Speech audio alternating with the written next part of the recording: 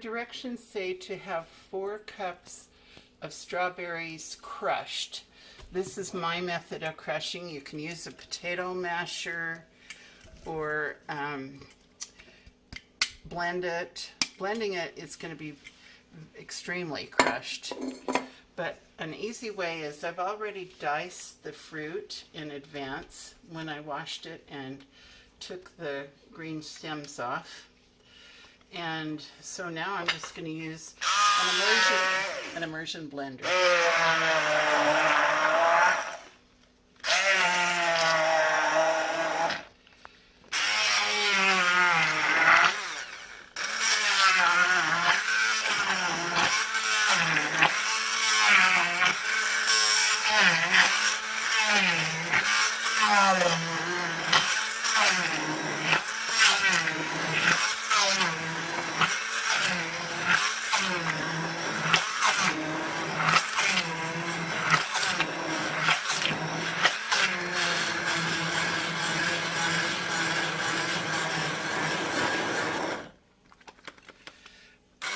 In less than a minute, I've got about 4 cups of puree.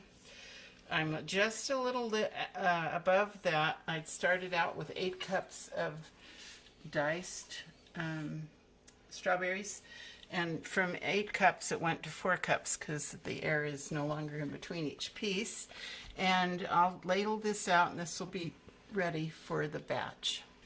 To begin a batch of low sugar pectin, I've measured exactly 3 cups of white sugar into a dry bowl, and then I'm opening a package of low sugar pectin.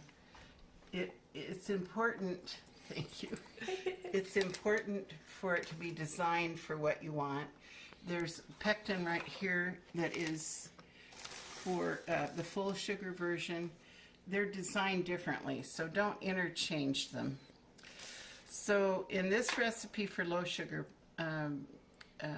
freezer jam, you put the pectin in and you mix it into the sugar. That's going to help it incorporate better when you do the next step. So I have the pectin and the sugar mixed in this pan, and I'm adding 1 cup of water. I'm turning the heat to medium high, which on my stove is about 6 or 7. I'll start out with 6. You don't want to hurry this part because it's important for the pectin to be completely dissolved.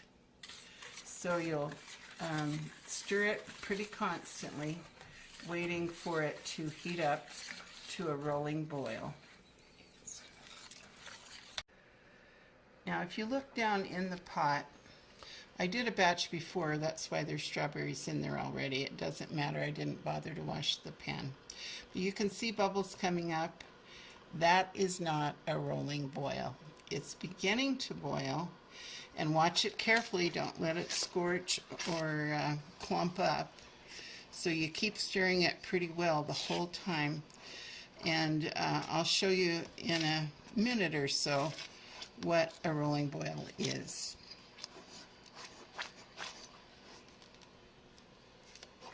The recipe says to bring this to a rolling boil and then time it for 1 minute. Let it boil for 1 minute, stirring it all the time.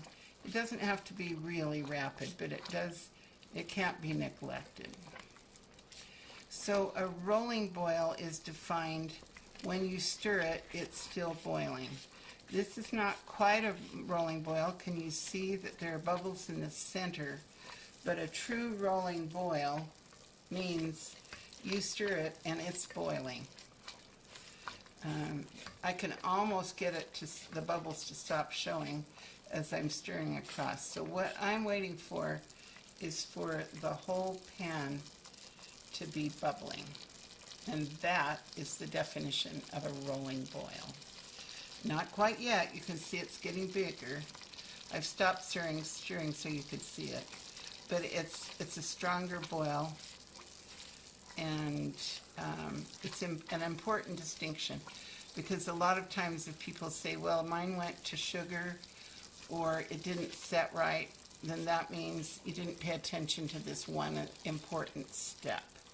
That pretty much, if you can get this rolling boil, we're talking about you're saving like 2 minutes if you do it too soon, and then you don't have a good result. But if we're just waiting right here to make sure that it gets to a rolling boil, you can see it's also making a sound, or you can hear the sound.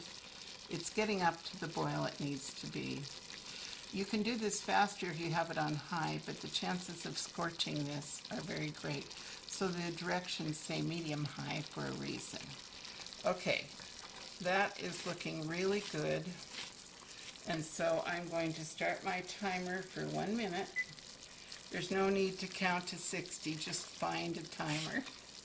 60 elephants is boring, and just get a timer of some kind and set it for 1 minute and just stir. This is the critical part of the whole thing, which is really simple. Now, when the minute's up, we're halfway there. We're just stirring. Remember that if you're just a little patient right here, it'll really pay off. And again, I can't stir the boils to get them to stop like I could a little while ago. That's a rolling boil.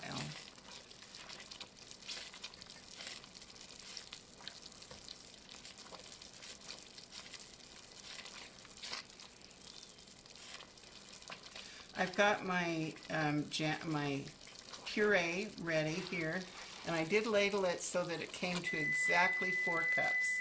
All right, the time is up, and it says remove from the heat. Okay, we'll now pour in all of the puree, stir it well. I think the directions said stir it about a minute. Just stir it so you don't see any ribbons of the melted sugar with the pectin. You can kind of see the difference at first, and then it incorporates in. So stir it till you're sure that there are no ribbons of just sugar pectin, because I think that would affect the taste. And you have completed a batch of freezer strawberry jam. As soon as it's put in containers, you can use anything that's freezer proof. You can use canning jars. They're safe to freeze with. Don't overfill it. I'm going to put mine in Ziploc bags, the heavyweight Ziploc bags, the freezer. And the reason I am is because it stacks better in the freezer, and it'll take up less space. So I'll show you next how I put it in the bags.